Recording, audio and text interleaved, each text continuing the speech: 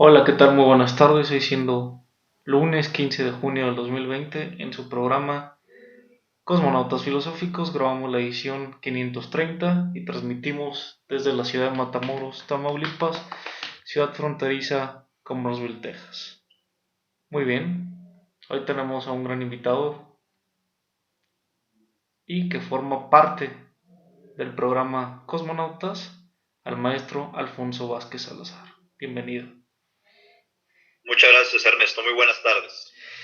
El tema del cual vamos a hablar el día de hoy es acerca de la geopolítica en América. Muy bien, ¿cuál es la situación actual de los países en Sudamérica frente al COVID, frente a la situación del COVID? Bueno, pues es una situación realmente precaria, frágil, de vulnerabilidad. Como lo comentamos en la emisión anterior, América Latina sufre las consecuencias de lo que fue la estrategia implementada por el neoliberalismo, que significó un debilitamiento de las instituciones públicas, una reducción presupuestal al rubro de la salud pública y que llevaron a la mayoría de los países en América Latina, aunque no solo en América Latina, sino también en el continente europeo, pues al colapso de su sistema sanitario, de su sistema de salud. Podemos observar estrategias diferenciadas en la región, pero pienso que destaca sobre todo en Sudamérica la estrategia del neoperonismo argentino, que desde inicios de la entrada de este virus en la región, pues tomó medidas pertinentes y junto con México yo veo que se adelantaron y plantearon una estrategia distinta, pero con un objetivo fundamental, que era justamente tomar todas las previsiones para evitar el colapso del sistema de salud pública, la saturación de los hospitales, para con ello pues tener mayor capacidad de respuesta a las necesidades de la población, algo que no se vio pues en países como Ecuador, que es el caso más emblemático, bajo el gobierno de Lenín Moreno, tampoco se vio en Chile con Piñera, donde se observaba a la gente cayendo literalmente en las calles, muertos en la vía pública ante el colapso del sistema de las funerarias de Ecuador. Chile con una estrategia represiva que tampoco contribuyó a disminuir el flujo de la vialidad de la población y sobre todo reducir el contagio epidemiológico. Y bueno, Brasil con el caso de Bolsonaro, donde no solo subestimó los efectos de la pandemia, sino que ante una indiferencia ahí sí completamente cercana con la irresponsabilidad, dejó propiamente a su población bajo la ley de la supervivencia del más apto en cuanto a su sistema inmunológico se refiere, la ley de la selva en Brasil. Entonces podemos observar una estrategia diferenciada. Y aunque Argentina y México, los llamados extremos de América, como se refería a ellos Daniel Cosío Villegas en un libro y en uno de sus ensayos luminosos, pues pienso que van a ser los países que van a salir más fortalecidos de este brote epidemiológico y que están también estableciendo una serie de relaciones geopolíticas que van a dar mucho de qué hablar en los próximos días. Es importante mencionar todo lo que está aconteciendo en aquellos lares, dado que Brasil y el número de muertos se ha estado elevando y junto a la precariedad cae en el sistema público de salud precario Claro. que enfrenta en el poder una derecha liberal como la de Jair Bolsonaro. Claro, Sí, desde luego, esta derecha irresponsable, representada por el gobierno de Jair Bolsonaro, pues es una derecha política cuyo componente es un componente nacional o nacionalista, podemos decirlo de esa manera. Es una reacción también ante las medidas erráticas del progresismo brasileño, encabezado por el Partido de los Trabajadores, por una errática tanto por Ignacio Lula da Silva como de Dilma Rousseff, quienes arribaron al poder bajo la estrategia del Frente Amplio, de la coalición de izquierdas, que realmente nunca planteó la recuperación de un proyecto político en términos nacional populares,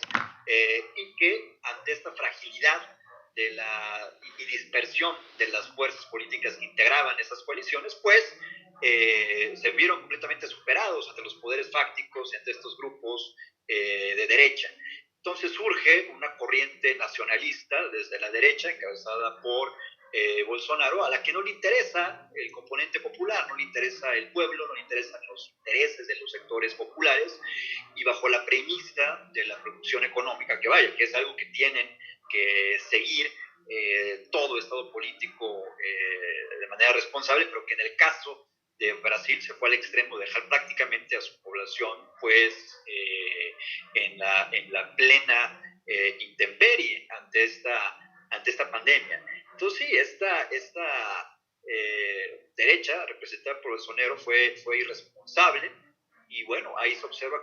claramente cuáles son las prioridades de cada gobierno en la región, que se pueden determinar en función de los distintos componentes que integran sus respectivos gobiernos, ¿verdad? Vemos una izquierda fundamentalista en aquellos lares y una derecha liberal resquebrajada totalmente. Por ejemplo, una izquierda fundamentalista, la que mencionábamos la vez pasada, representada por Nicolás Maduro en Venezuela, lo que aconteció con Evo Morales en Bolivia, una derecha liberal subyugada ante Estados Unidos, como la de Piñera en Chile. No hay, no hay un componente ideológico del cual logre estructurar un proyecto nacional en esos países. Así es, coincido contigo. Esta izquierda fundamentalista que es lo que tú señalas, que fue este proyecto bolivarista dirigido por Hugo Chávez en Venezuela, continuado por Nicolás Maduro en este mismo país, por Evo Morales en Bolivia, las grandes debilidades de sus proyectos ideológico-políticos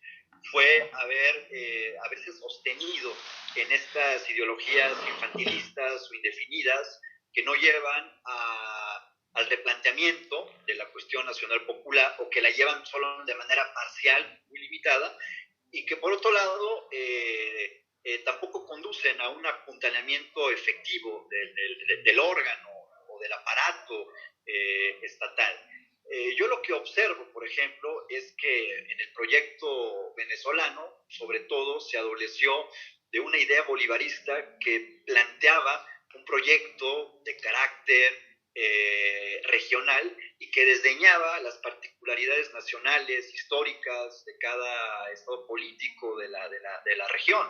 Es distinta, a pesar de que hay desde luego que similitudes y que hay señas de identidad, las cuales al final del día se subestimaron también. Pero por otro lado, más allá de que nos una, digamos, un pasado hispánico, que nos una religiosidad, una idiosincrasia católica, en términos generales, en términos populares, y el uso de la lengua española, más allá de eso también hay particularidades históricas de cada país que se han desarrollado y que se han configurado y cristalizado en distintos momentos. Y eso a veces lo desdeñaba el proyecto bolivariano, el proyecto bolivarista. Y por otro lado, en Bolivia, lo que yo observo también es que esta tesis de que en cada estado político prevalecen distintas naciones que deben ser reconocidas porque han sido obliteradas por el proceso de la conquista, de la colonización y de la nueva nación política que surge de este tipo de procesos, pues llevaron también a un debilitamiento de su proyecto, a una falta de adhesión de sectores que no van a identificarse con ese tipo de derivas ideológicas, y el plantear esta idea de un Estado político multinacional o plurinacional, pues contribuyeron también a minar ese apoyo que, hay que decirlo también, tuvieron en las urnas de una manera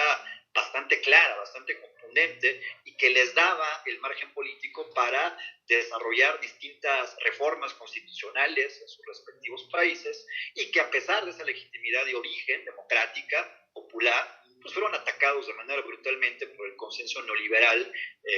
establecido desde Washington y llevado tanto por el Partido Republicano como por el Partido Demócrata, y que finalmente fue este último, bajo la dirección de Barack Obama, quien le dio pues, una mayor profundización en términos globalistas y profundizando también toda la corriente neoliberal.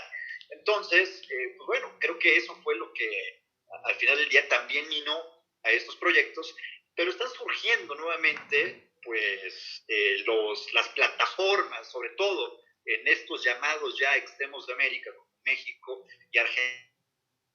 uno de sus tradiciones políticas propias. Es lo que decía Juan Carlos Portantiero. Se habla mucho de José Arico, pero poco de Juan Carlos Portantiero, y es realmente un teórico político gramsciano excepcional. Yo lo pondría a la par del mexicano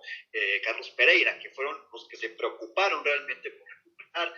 la dimensión nacional popular en los años 70 y 80 y actualizarla bajo un proyecto que asumiera una perspectiva ideológica socialista, que estuviera comprometido con la transformación política en beneficio de las mayorías empobrecidas de cada uno de sus países, sin proponer una teoría supuestamente universal para impulsar un proyecto latinoamericano o global, como les gusta tanto a los altermundistas, ¿verdad? Pero más allá de esta cuestión, Juan Carlos Portantiero se preguntaba justamente en su lúcido ensayo Los usos de Gramsci, donde se interrogaba qué serían los argentinos sin el peronismo, sin la tradición del peronismo, o qué serían los chilenos sin la tradición socialista y comunista que sustentó todas estas movilizaciones y al régimen de la Unidad Popular con Salvador Allende, que serían finalmente los mexicanos sin todo este proceso ideológico que se abre en la primera mitad del siglo XX, que es la Revolución Mexicana, y que estableció las bases de un sistema político con una perspectiva social que todavía sigue siendo la base hasta este momento para combatir no solo la pandemia, sino distintos males crónicos que están ahí subyaciendo en nuestro país. Entonces él se respondía a esta misma interrogante y decía, bueno, pues no serían más que una entelequia sin este tipo de tradiciones políticas, no serían más que una mera categoría libresca. Entonces, en ese sentido, creo que tanto el neoperonismo encabezado por Alberto Fernández en Argentina como el nacionalismo popular democrático de Andrés Manuel López Obrador están recuperando esas tradiciones políticas y están evitando caer en estas estrategias ya fallidas y fracasadas que representaron el bolivarismo venezolano o el plurinacionalismo de Evo Morales, y que mediante una estrategia, yo la veo así, una estrategia político-militar de pinzas, un movimiento de pinzas, están de un extremo a otro avanzando sobre la región para envolver finalmente al neoliberalismo implantado y poner un fin a este asedio que se estableció a lo largo de distintas décadas. Y creo que eso se observa en esta ya alianza estratégica que establecieron incluso desde la llegada del propio Alberto Fernández al poder en Argentina, y que al final del día se mantiene a lo largo de estos últimos días, como lo hemos podido observar. Hay contextos en Venezuela en donde se han arbolado enaltecido el socialismo del siglo XXI, muy ufanado por Marta Harnecker. Esta problemática en Venezuela también la podemos llevar en donde se ha conjuntado distintas ideologías, el trotskismo, el islamismo, también desde el Estado, cómo ha pactado con las religiones protestantes norteamericanas Sí, para, sí, sí, para, sí. para poder conjuntar o tratar de mantener esta cuestión del socialismo del siglo XXI, y esto ha resultado totalmente fallido. Sí, yo coincido contigo. Yo Y pienso que la expresión o la categoría, si es que alguna vez se trató de sustentar como tal, de socialismo del siglo XXI debe ser ya desechada. Porque aparte, lo que se construyó tanto en Bolivia como en Venezuela ni fue socialismo, ni creo que era apto para las condiciones también del propio del siglo XXI. Pero más allá de eso, es un proyecto fracasado en los hechos. Eso no quiere decir que se tenga que desechar el concepto mismo de socialismo o que no se pueda replantear esta corriente política tan importante en el mundo y en el uh-huh, pensamiento y reactualizarla para nuestro momento histórico. uh-huh, Pero esto también va más allá de buenos deseos y de buenas intenciones. Regreso nuevamente a Juan Carlos Portantiero. Para él, los proyectos realmente socialistas que se pudieron plasmar con toda su entereza y con toda su eficacia en el siglo XX, pues fueron los movimientos políticos nacional populares o los regímenes políticos nacionalistas populares cristalizados entre los años 30 y los años 70. ¿Por qué? Porque ahí las masas lograron con toda su potencia y con toda su capacidad estratégica y política, avanzar en ciertas condiciones históricas y tomar plena conciencia de sus intereses. Entonces, si algo se puede identificar como socialismo, decía Juan Carlos Portantiero, pues es justamente estos movimientos políticos nacionalistas populares, donde, bajo la premisa de identificar el interés nacional con los intereses de los sectores populares o empobrecidos o de las mayorías trabajadoras, campesinas, de una nación política, un estado político nacional, pues lograron avanzar en el diseño de una serie de instituciones que al final del día generaron condiciones propicias, benéficas, tanto para su organización, su despliegue y sobre todo la protección de ellos como población. Entonces, el socialismo del siglo XXI es una categoría que desde mi perspectiva debe ser abandonada, sobre todo por esos errores en los que incurrió, a los que tú ya también te has referido. Y desde luego surgen o han surgido por distintas razones distintos agentes, actores políticos en la región latinoamericana, cuya presencia debería ser también objeto de un análisis más detallado, sin este tipo de lapidarios reduccionismos que simplemente los condenan sin uh-huh, comprenderlo. Dice Spinoza que de lo que se trata, la cuestión de la filosofía, del pensamiento, del análisis político, de la reflexión en torno a lo político, es una tarea de la comprensión. Se trata de comprender y no de lamentar, ni condenar, ni de vituperar. Y el caso de los grupos religiosos evangélicos, por ejemplo, pues también debería ser revisado bajo otro tipo de ópticas y sobre todo en la perspectiva pues de una religiosidad popular o nacional popular en América Latina, que no cesa y que ha sido siempre pues usada o impulsada bajo distintas uh-huh. perspectivas de intereses políticos, desde la perspectiva sajona, protestante de los Estados Unidos y bajo la perspectiva también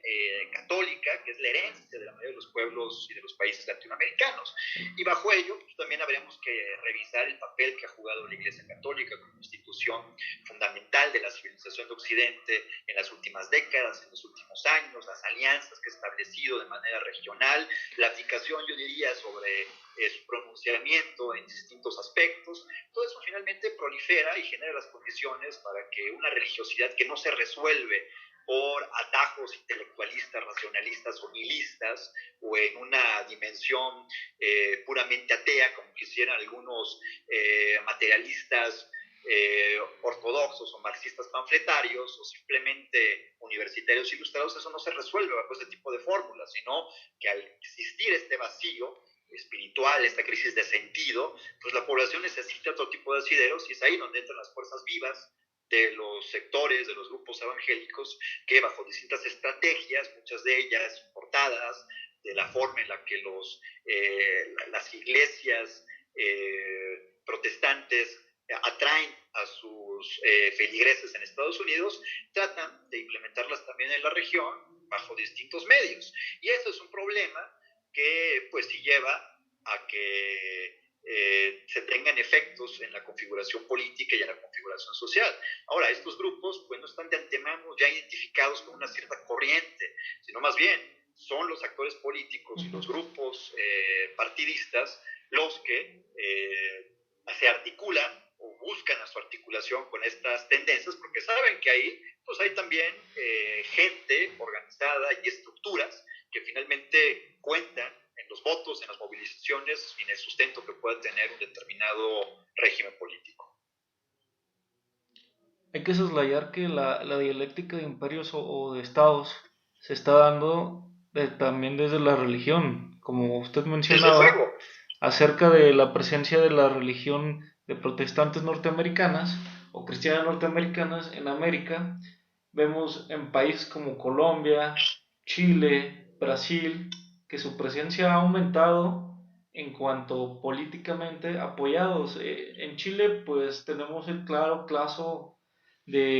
con Augusto Pinochet, que financiaba a, a, un, a la iglesia protestante norteamericana o las cristianas norteamericanas, tenían un financiamiento público en televisión. Claro. Y el acercamiento de Jair Bolsonaro con las iglesias cristianas norteamericanas. Así es. Sí, es unas fuerzas vivas que están implantadas a nivel regional en distintos distritos electorales, en distintas zonas, cuyo crecimiento se mantiene en ascenso, aunque claro, no con la proyección e implantación que tiene toda la estructura eclesiástica en América Latina desde el siglo XVI. Pero pues este ascenso debía preocupar en primer lugar a la Iglesia Católica y también ser analizado y revisado en sus causas y sobre todo, como tú lo señalas, analizar también la correlación, analizar la manera en la que están vinculadas con estas comunidades protestantes en Estados Unidos, y habrá que revisar si no es una segunda oleada o una estrategia más que se pretenda llevar a cabo en la región para hacer prosperar el protestantismo, porque ese ha sido siempre el objetivo de los Estados Unidos de Norteamérica, limitar el influjo del catolicismo en la población para que pueda tener un mayor control pues espiritual sobre las conciencias de la población latinoamericana. Eso creo que no garantiza tampoco que finalmente eso se traduzca en un apoyo político, pero finalmente está ahí la disputa por las conciencias, la disputa espiritual por las conciencias políticas en la región, y que también habría que analizar desde el lado de Estados Unidos la presencia de los mexicanos particularmente, cómo también ha contribuido a que el catolicismo paradójicamente se incremente en los Estados Unidos de Norteamérica. Entonces realmente creo que ha sido más efectiva la migración mexicana en estados como California, Texas, Florida, etcétera, y en distintas latitudes de los Estados Unidos, que estos intentos de implantación del protestantismo en Estados Unidos, más organizados, más sistemáticos. Pero bueno, el hecho de que ahí hay un conflicto, una situación que debe ser objeto también de análisis pues más finos, ¿no? Más sofisticados, y no bajo estos reduccionismos pretendidamente ilustrados o iluministas o racionalistas, que al poner primero la carreta delante de los cuellos, pues no contribuye ni al esclarecimiento ideológico ni al análisis de lo que se juega ahí en esos vectores. También es la imposición del American Way of Life en América, en el resto del continente americano, por Estados Unidos. hay financiamiento desde principios del siglo XX por parte de los Rockefeller, el movimiento internacional de iglesias que es bautista, a nivel mundial para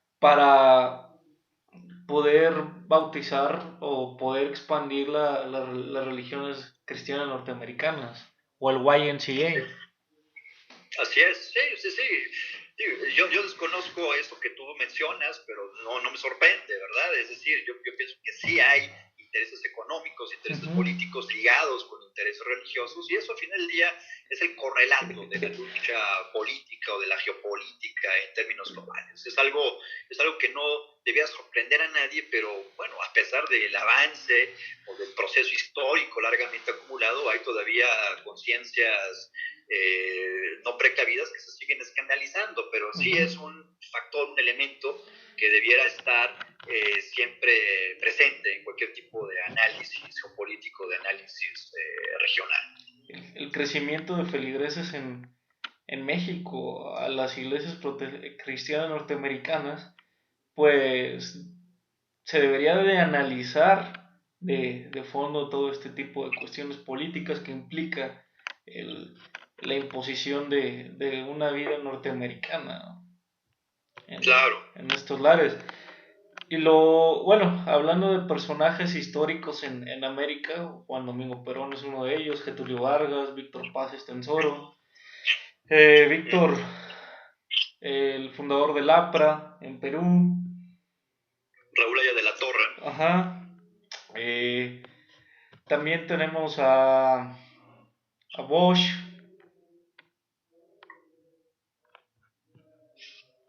En Panamá. Toda esta presencia importante de proyectos nacionales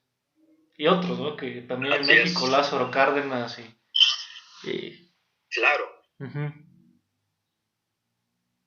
Y Lázaro Cárdenas que enaltecían ese proyecto nacional, pero frente al crecimiento del imperialismo norteamericano.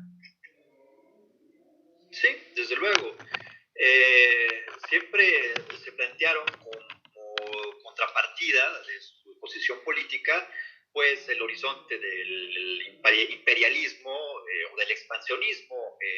norteamericano, de la penetración de sus intereses en América Latina, tanto por motivos de seguridad, de evitar cualquier tipo de presencia sorpresa bélica hacia su territorio, como por la necesidad, ¿no?, de tener un mayor control económico, ideológico sobre la propia región. Pero estos grupos o estos movimientos políticos nacional populares, nacionalistas populares, definitivamente uno de los elementos bajo los cuales se proyectan es necesariamente la defensa del interés nacional. En otros términos, podría esto plantearse como la defensa de la nación política, la defensa del Estado político nacional, que no es algo que se obtuvo por la gracia divina, es algo que supuso un proceso de acumulación histórica, un proceso de luchas, de revoluciones, de conflictos bélicos, en los cuales el elemento popular siempre fue el que llevó, al final del día, la batuta o la cuestión dirigente. Entonces, eso hay que tomarlo en cuenta, sobre todo en un momento en el que, como te comentaba, se reactiva una alianza estratégica a nivel regional que sin plantear de lleno o de manera abierta un neobolivarismo, un neobolivarianismo, sino desde los propios intereses nacionales de cada país, pues llevar a un cuadro como Jesús Seade, a la Organización Mundial de Comercio, para desde ahí comenzar a implementar políticas diferentes para pues disminuir la presencia de toda esta tradición del neoliberalismo que se forjó en la región y en el mundo en los últimos 30 años. Entonces, tanto el gobierno de México como el gobierno de Argentina, bajo la premisa de la defensa del interés nacional identificado también con los intereses de los sectores populares o de las mayorías, pues han planteado esta estrategia o este movimiento de pinzas que se concreta en la postulación a la candidatura del OMC de Jesús Seade. Ahora, esto pues definitivamente no es por digamos, una motivación estrictamente ideal. México tuvo que negociar también ante una firma importante de inversión norteamericana en Argentina para que se le disminuyera la deuda a esa nación, para que Argentina entonces realmente asumiera esta defensa de un interés común plasmado en la candidatura de Jesús Seade. Y a su vez, pues bueno, también el gobierno de López Obrador negoció otras cosas con esta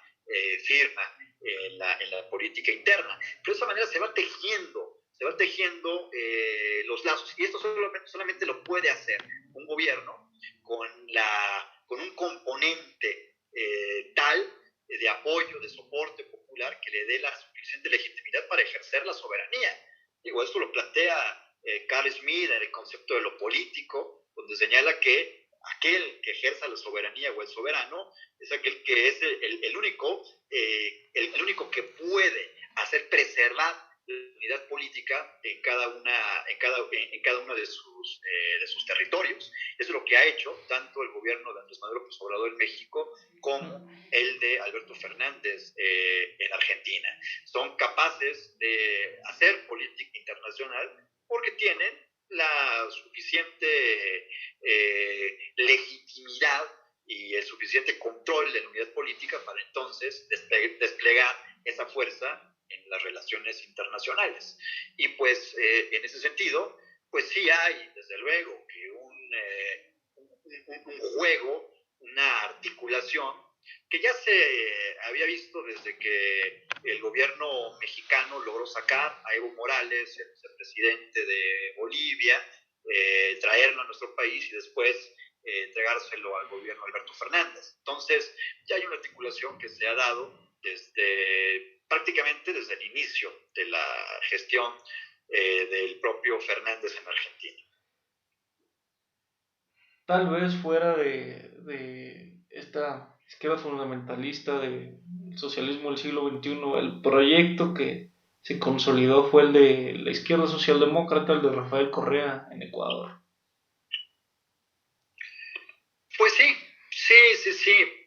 quizá. En algún momento se le podría situar a Correa también como formando parte de esta corriente de movimientos políticos nacionalistas populares, pero al final del día, pues sí, desembocó en una socialdemocracia, quizá